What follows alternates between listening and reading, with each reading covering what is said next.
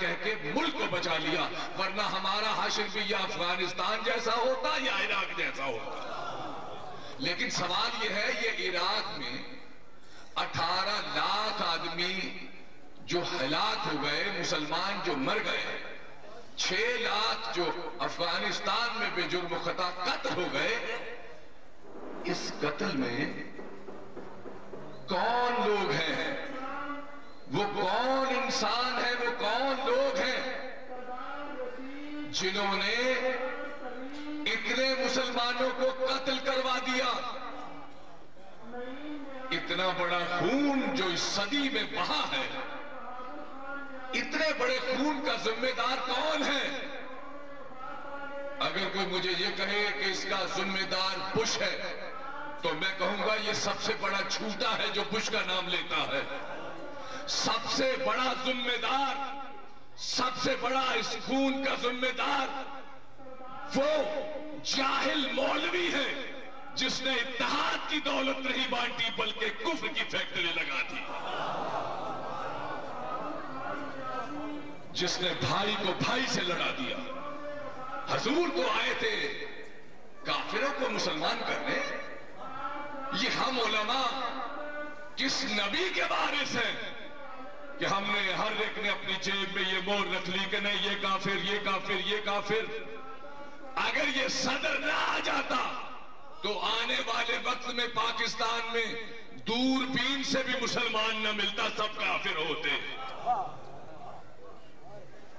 دیکھ لیا اس ناچاکی اور اس نا اتحادی کا صبر مل گیا سب کو۔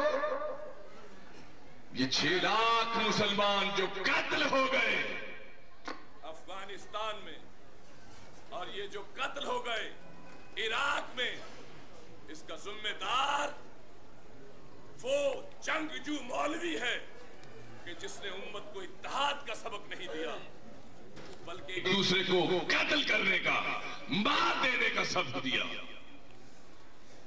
ہم اہل سنت، اہل عشق کا دل دکھتا ہے کہ 1947 سے لے کر 1976 تک فرقہ واریت کے حوالے سے صرف 2 قتل تھے یا 2 موتیں تھیں، لیکن 1976 سے لے کے 2003 تک 36,000 انجینئر، ڈاکٹرز، کیمسٹ، بڑے بڑے تجار، بڑے بڑے پڑھے لکھے کلاشنکوف کی گولیوں سے اس لیے قتل کر دیے گئے کہ یہ علی ولی اللہ کلمے میں پڑھتے ہیں۔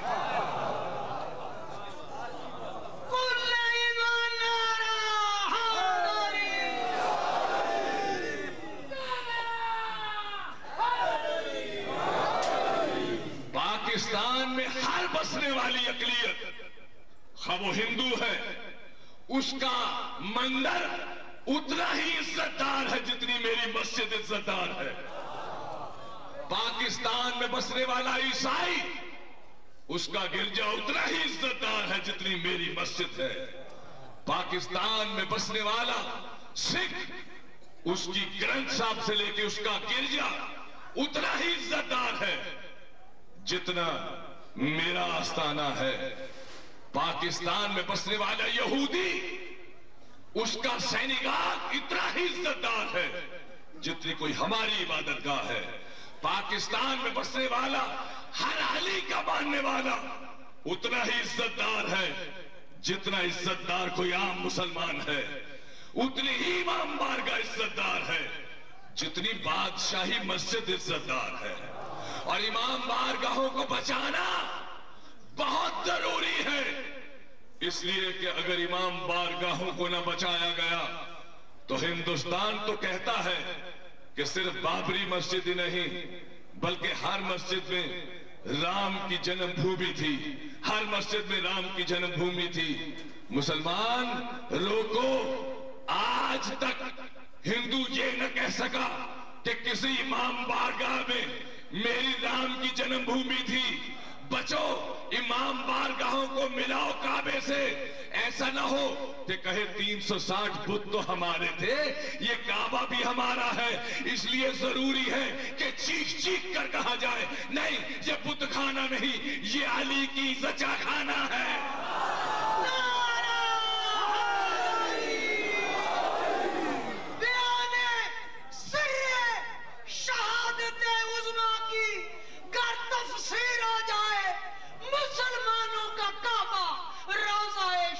تکبیر ہو جائے. نعرہ سلوات.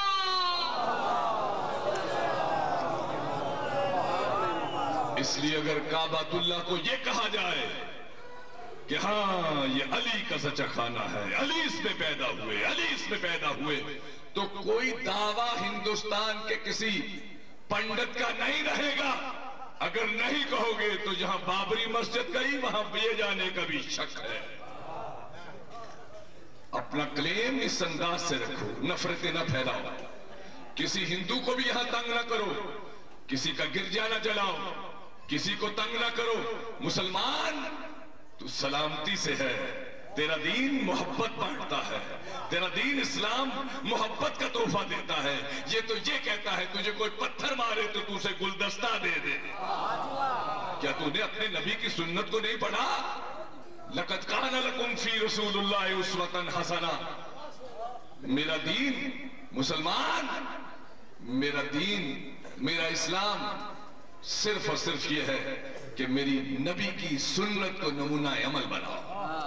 نمونہ عمل تو سنت رسول یہ ہے کہ کوئی کوڑا پھینک رہا ہے اور کئی روز سے کوڑا پھینکا جا رہا ہے، رحمت للعالمین کوڑا پھینکوا رہے ہیں. ایک روز نہیں پھینکا جاتا تو اوپر گئے، کیا بڑھیا کیا بات ہے، آج کوڑا نہیں پھینکا، کہا میں بیمار تھی، کہا اچھا اب آئے ہو یہی بدلہ لینے کا وقت تھا. کہ نہیں، ہم بدلہ نہیں لینے آئے، ہم تو یہ تمہیں دعوت دینے آئے ہیں کہ کوڑا آج بھی پھینکو. اس نے کہا یہ ہے تیرا خیال، یہ ہے تیرا تصور، اگر تو اتنا ہی خلق عظیم کا مالک ہے تو لا الہ الا اللہ محمد رسول اللہ. پاک نبی دی ذات لاکھ صلوات. کیا یہ واقعات دنیا نے نہیں پڑھے سیرت النبی میں کہ مدینے میں ایک گرجا بارش کی وجہ سے چھت گر گئی. جو ہی چھت گری حضور کو خبر ہوئی کہ عیسائی عبادت نہیں کر پائے، خود تشریف لے کر گئے، کہا آؤ ہماری مسجد میں اپنی عبادت بجا لاؤ. حضور لے کر آئے، انہوں نے کہا یا سرکار ہم تو طبلے بھی بجاتے ہیں، باجے بھی بجاتے ہیں، عبادت میں ہمارے یہ انسٹرومنٹ بڑے ضروری ہیں. کہا کیجئے جو تمہاری مرضی ہے. جیسے انہوں نے ایک پردہ تان دیا، حضور نے کہا پردہ اتار دو، ہم ادھر نماز پڑھیں گے، تم اپنی عبادت کرو. 7 روز عبادت ہوئی، پھر وہ مسجد سے گئے نہیں، کہا ٹھہر جائیے کلمہ پڑھا دیجئے. یہ جس کا جلوس ہے اسی محمد کا بیٹا ہے. اور اس حضور علیہ السلام نے کہا حسین منی، کہ حسین مجھ سے. یہ بہت بڑی عزت اور بہت بڑا شرف ہے امام حسین علیہ السلام کا، کہ حضور نے کہا حسین مجھ سے ہے.